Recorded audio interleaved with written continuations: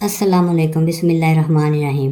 میری 3 ماہ کی بیٹی تھی۔ میرے شوہر کے پاس اتنے پیسے نہیں تھے کہ وہ اس کے لیے دودھ کا ڈبہ خرید سکے۔ جب مجھے دودھ کی ضرورت پڑتی تو میں ایک سٹور پر جاتی اور مجھے مفت دودھ کا ڈبہ دے دیتا۔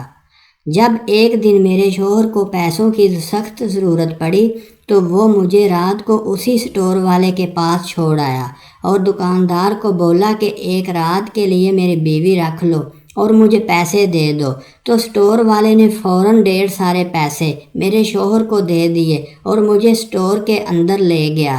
میں نے اس کے سامنے اپنی عزت کی بھیک مانگی تو خدا نے اس کے دل میں رحم ڈال دیا اور اس نے مجھے فوراً کہا کہ آپ میری بہن جیسی ہو، میں تو کیا، آپ کو کوئی بھی ہاتھ نہیں لگائے گا۔ اس طرح سے اللہ تعالیٰ نے میری عزت بچا لی۔ اگر آپ کو ویڈیو اچھی لگے تو پلیز چینل کو سبسکرائب کر دیجیے تاکہ ہماری ہر آنے والی نئی ویڈیو آپ تک پہنچ سکے۔ Thank you very much.